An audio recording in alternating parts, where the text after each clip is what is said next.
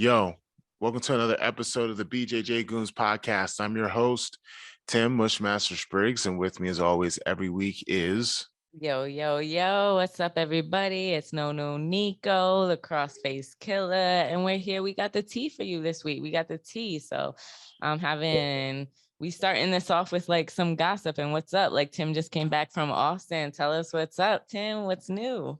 I had a really fun trip. It was a crazy 2 weeks. The last 2 weeks have been pretty hectic with a whole bunch of stuff going on because I debuted for MCW and I had to film a movie as well this past week. And then I went to Texas, Dallas specifically, to the Who's Number One matches. It was a really good card. I did previews the whole week before about who I thought was going to win.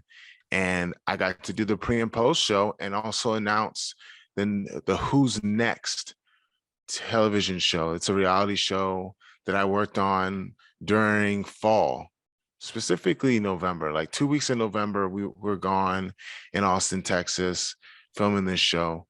And now it's going to be presented to the entire world. So it's all good. It's all gravy. That is what's up. So I mean, I've known about the reality show, which is really dope for a while, and especially that hoodie. And we definitely want to be able to talk a little bit more about that. That's not what we're here to talk about today, folks. Like, I want to get into a little bit more about Tim's trip to Austin. Like, for those of you that are listening, we dropped this on Monday. You went to, oh, okay. It was in Dallas. I'm sorry, not whatever, but yeah. I'm just so used to flow grapplings in Austin. So yeah, Dallas, cool. So it's like we're dropping this on Monday. You're going to listen to this on Monday. We're filming this on Sunday. I just got out of brunch. Me and Tim went out on Saturday, which was the day that Tim got back from Austin. Tim flew out to Austin. Yeah, we kicked it for a little bit, which was really dope. Tim went out to Austin on Friday to do, this is your first time commentating for Flow Grappling, right? Yeah, it was my first time doing any kind of commentating for them. I did the show. I did interviews, but never doing commentary. It was an interesting experience, to say the least. Mm-hmm. I really enjoy doing commentary. I already do it for Randori Jiu-Jitsu Invitational. The next show will be June 4th, right, Nico? Mm-hmm. That's the next time you guys are going to be able to see me doing commentary, unless I get booked between now and then. And it was a pleasure. I enjoyed it. I got to show everyone my skills as a student of the game, because before this event, when I found out that I would be on the show, I decided to do a lot of research. I already do a lot of research when I'm talking about jiu-jitsu, but I knew I was going to be in front of all those people, and I had to make sure that I represented well. And it looks like all my studying paid off, because at the prediction portion of the show, I picked every single winner on the main card perfectly, 5-0. Yeah. We can get into that. That's showing your outline. Yeah. That's showing your outline. It's like, because you do a lot of studying, and like what we're gonna talk about a little bit in this episode. Like, I'm introducing it. Tim did the outline, but like he wants to talk about a little bit about what it does go into, like being on the mic, which I think is super interesting, especially in respects to commentating, because I also do commentating, but it's not something that like I feel good at. So that's a dope conversation. But like what we were talking about before we started filming, and what I want to talk about before we get into what Tim put on the outline, is like he was mentioning stuff in the comments, and I think that's really cool, because sometimes Tim be talking about stuff, and I was like, Tim, like you're a black belt world champion. That's cool. But like, how many of our listeners, like some of us are just like blue belts, and we need like that like basic knowledge for us. But like you were saying, like you did your first commentating for Flow Grappling, and then like you had some preoccupations, or like, people were like dragging you in the comments or this and that. And I think that's super interesting to bring to light. It's like, what does happen in the comment section, and how does that affect us? Like, so like what has been happening? Like you say you're getting a lot of hate. So like I've been like so busy this weekend. It's like I just barely got a glance at the comments. So like, how are you feeling about the comments? What happened? And like, just speak a little bit on that. What is it like having to be out there in the world and deal with commentators and the keyboard warriors? I made a comment in the post show about how I was disappointed in Gordon Ryan's selection of opponent. I'm going to save the gory details of just negotiations on the Patreon. I think that's a more in-depth conversation that needs to be had over there. So if you're interested in hearing an in-depth look about the weekend, just how it is in the business, you can go to patreon.com/BJJGoons. And we have a bonus episode on the 1st and 15th of every single month. And this week we're going to talk about, well, on the 1st, we're going to talk a little bit about my experiences and how things really are behind the scenes in the sport. As far as in front of the camera, I made an observation and I made my opinion known. I was disappointed in Gordon's selection of opponent.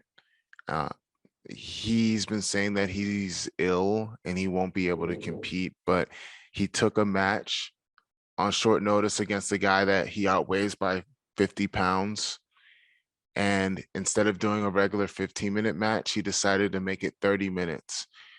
It doesn't make sense. There's a whole lot of contradictions in his whole get down. And then he calls me out and he's trying to flip the narrative that I don't want to match with him. Quite the contrary. I was told different things from different people. I'll get into it on the Patreon channel. And it's just so full of BS, everything he's saying right now. It drives me crazy in a way because I'm so confused. It's nonsensical how if you have enough trolls or bot accounts, they can sway public opinion. And I don't mind getting buried online. Like, you can bury me online, I don't care, but I don't have to subject myself to it. I just turn off notifications or just make it so I don't get tagged in it, because I'm tired of just being inundated with people messaging me and quoting my name and saying, he said this about you, he said that about you. But in reality, none of that is true. And it reinforces my thoughts that I've had for over a year now, that I really don't like doing jujitsu and being in the public eye jujitsu as a competitor. And I would love to do more commentary. That's not going to stop me from wanting to do more commentary, but I definitely don't want to interact with jujitsu people now, like far less than I did before. And as far as people's opinions of what I said or how I did, I defer to experts, trolls, or people that are not even people, or bots, which I think a lot of it is bots, or someone just makes burner accounts just to shit on me. Yeah, I don't it's really wild. It's care. like, it's like he's calling you out, Tim. It's like, but Tim's been calling him out forever. For Like, a he's not calling you year, for a out. year, and Like, each time that I've tried to make it happen, the last 3 times really I tried to make it happen, it's still been rebuked. And I made a decision a while ago that I was just going to do me. So I've been focusing on wrestling since Who's Number One, because after Who's Number One, I wanted it to happen. They said he wasn't going to compete anymore. And but why are then people they said like, they I were don't going to get what have, I don't get why people are I've been saying you're told a lot ducking of the fight. things. Why are people saying you're ducking the fight in the comments though? I don't care anymore. I'm not playing the game. I'm So confused. I'm confused too, because they're trying to make me look like an asshole, and I don't have enough time to deal with that. I got other things that are going on. I have other projects that I've been doing and want to do in the future that have nothing related to doing a jiu-jitsu match. And I don't have to play the game anymore.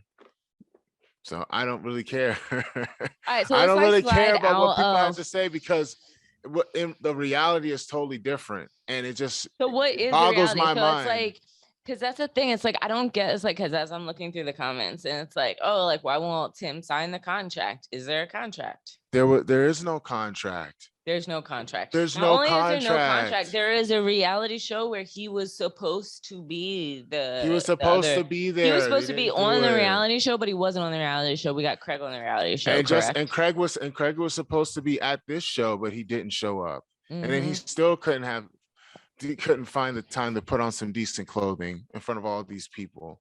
promoting the biggest show in jiu-jitsu history. It's just blah. I just am just ugh. It's all kinds of BS. And I don't like playing the game. It's not worth it. I already was retired from doing jiu-jitsu. I barely want to associate myself with the sport. And these things that are going on now make me want to associate even less. So like, And I mean, it's good engagement. It's good engagement. Everyone got to see my nice bespoke suit. It was great. You and know, then I they were love the going on the suit. engagement. Like, did they tell you that y'all needed to wear suits and whatnot? Like, I because I saw planned on you wearing a and suit. Hollywood Mike were like all like. I plan to wear a suit regardless. Even if there wasn't a dress code, I would have dressed up nice. Because I want to put my best foot forward in front of the world. Yeah. You feel me? And so again, like, it's a lot of fuckery. Yeah. It's just a lot of bullshit. And so how so then my question is, it's like we've talked about, like you also mentioned briefly, like when we opened up, that you had an opportunity, like you had your wrestling debut, you were in a movie. So it's like, how pissed off are you at BJJ fucks when you have doors opening in a different industry and like wrestling, and like really that's where you have money? Like, are you still like really pissed off? Is it like kind of like an emotional thing, or it's just like, well, you know, like fuck jiu-jitsu, fuck that, I'm just gonna go into wrestling, like, because that's where the money is, you're gonna pay me? Like, it's a business decision and it's a passion decision. I have more passion for professional wrestling. No matter what anyone want to tell you, there's record of me saying this for years, that I would rather do wrestling than MMA. There's been records of me for a long time saying I want to make the switch to pro wrestling. I started pro wrestling in April of 2021. That was my main focus. Even during training camp for Who's Number One, my goal was to train at and to become a professional wrestler. Nothing else mattered to me. It's not emotional. It's a passion thing. I know that I'm less passionate about jujitsu. I know that I've been put on the back burner for ages, and it's just a business thing. Just not my business, but the grappling business. There haven't been very many Who's Number One events to begin with. We did the reality show. They've been producing the reality show, editing it, touching it up, finding a way to promote it. They've been trying to book cards around the eventual finale. But I'm not going to sit. They haven't had the finale. No, they just this past Friday, at the Who's Number One event, we made the announcement of the reality show Who's Next. We haven't even started showing the episodes. The episodes don't start showing on YouTube until May. They're going to be on YouTube. They're going to be on YouTube. They're going to be on Flow Pro. I'm not exactly sure. They giving that shit away for free. They ain't, you know, they ain't giving that shit away for free. But yeah, I don't know. It's coming out. So it's coming reality show. It's finally coming out. If you're on the Patreon, y'all probably heard, like, when he was dipping out, we probably talked about it a little bit more than he was supposed to on the Patreon. Or alluded to it. We didn't say any bloody details. And I'm not giving away any spoilers. That was when he was like, he dipped out for a little while. So we were talking about we needed to film. But that would be dope. But I highly doubt they're gonna put that away for for free. But it's interesting to see this. Like, do they still have like fights coming up? And it's like, I know you did it so far back. Like, you still need to have, like, I don't know. It's like their final matches or something like that still coming up. That'd be interesting. Yeah. It's just a lot of bullshit. What was your question? What was your question? No, I was just thinking, it's like, it wasn't really a question, it's just a reflection. It's like, is there still a finale? Like, there's still fights. There's gonna be a finale, but it's just politics. It's just politics and behind the scenes stuff that I've been trying to deal with. Yeah, and I'm not gonna wait for any plans. There's like no plans yet around any future. There's been talks, and the talk stalled. And I made an executive decision that I was just going to focus on wrestling. Because mind you, Gordon kept on avoiding the match for so long and kept saying, I won't be able to do this. And then in the Patreon, I'm going to tell you a little bit of insider information that I do know, that I can tell, as to why I what played into the factor of me saying I'm just gonna focus on wrestling, like But even what's the more so than relation? before. Break it down for people. What's the relation to Gordon in the reality show? If like the reality show, if like you don't know, There is is no like connection Tim other was a than coach. I was told the only reason why I did the reality show No, hold was on, no. Let's break it down. The reality show, which is like kind of like a BJJ tough. Tim is one coach.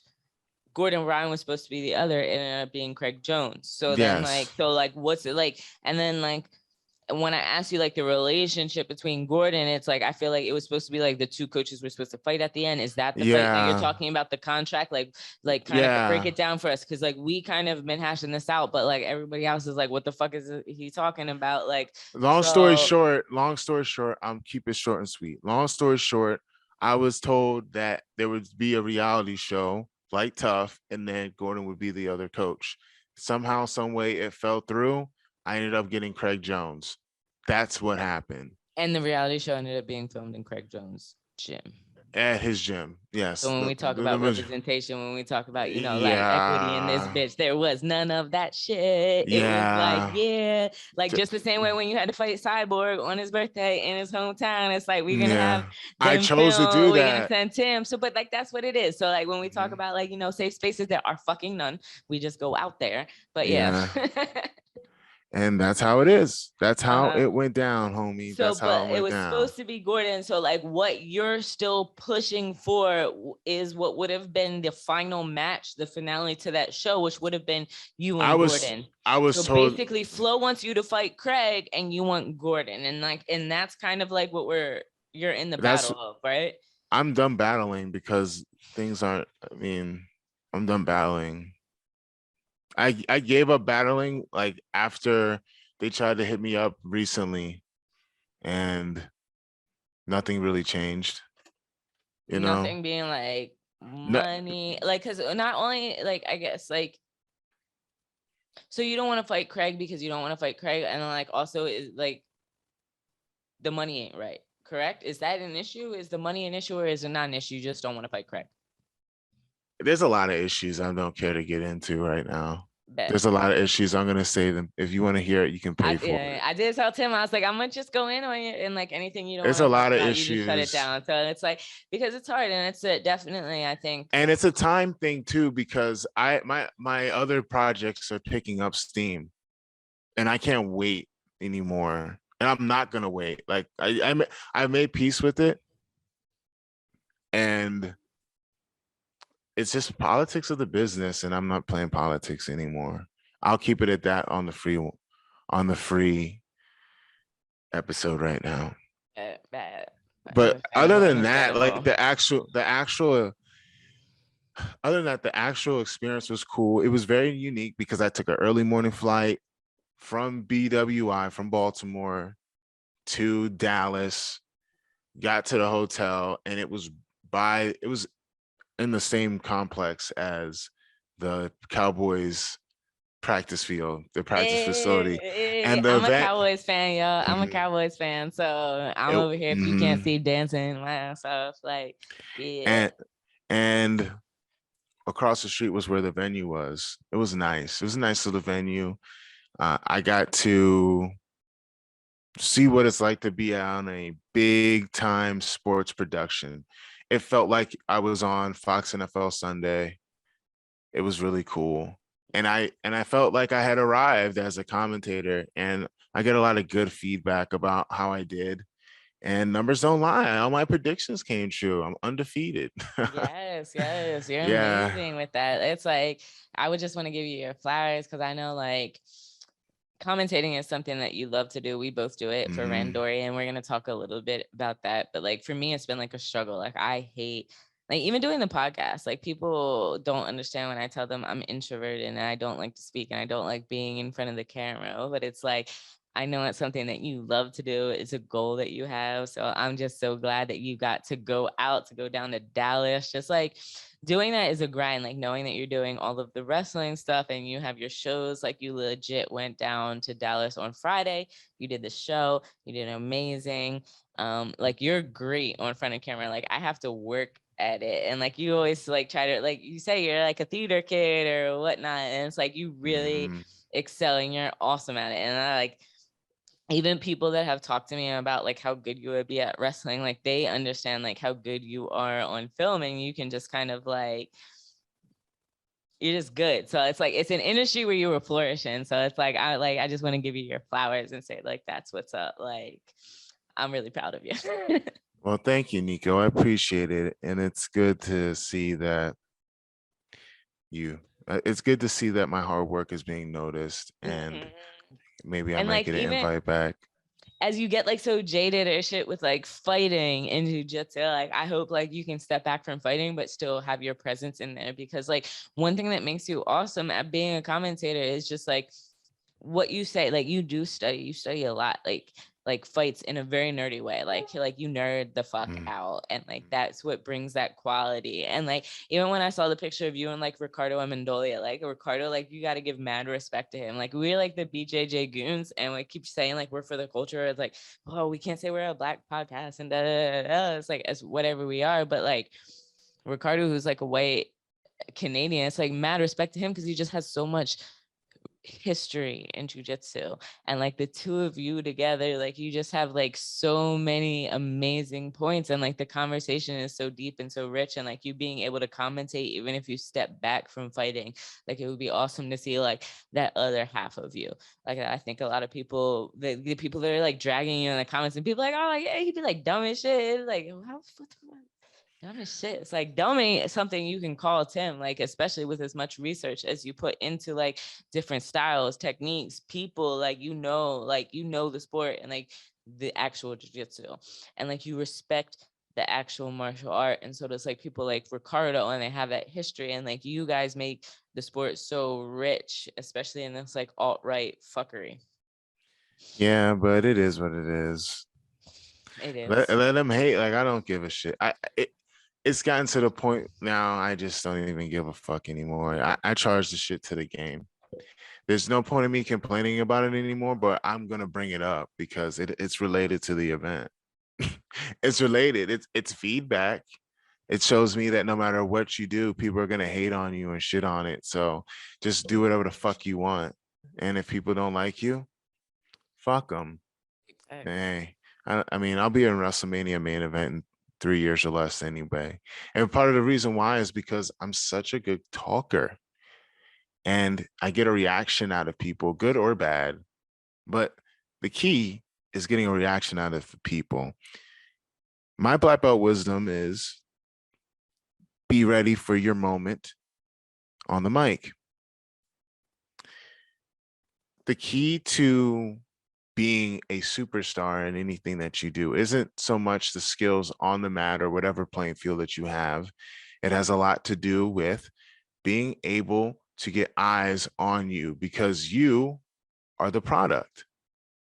You are the star of your own movie. You just got to get people to come and watch it. And part of that is talking the people into the building. When you get on the mic, you got to get the fans interested in you, something about you. It doesn't necessarily have to be dumping on your opponent. I'm going to get to that later, but it has to get people intrigued into what you can provide. If you are the best in the world, maybe you should tell people. If you have an exciting style, explain it. Big yourself up. People are spending their hard-earned money to pay to go see you compete, or paying for a streaming service like Flow Grappling. So you got to get them to part with their money and their time, because there's a lot of very boring jujitsu out there, and you got to be exciting on the mat, but also off the mat. Because let's be real here, there have been a lot of times where guys talk a big game about how they're going to go out there and go for the kill, and it's a snooze fest. But you got to be able to talk them in the building. I suggest when you're doing a promo, okay, or an interview, or you're doing a post, you got to talk about the who, as in who you're fighting, when, where, and why of these events. Don't be afraid to praise yourself. If you have world titles, say it. If you think that you can beat your opponent handily, say it. Be respectful, because you don't want to bury your opponent. Burying your opponent means saying that they suck, saying that they're not on your level.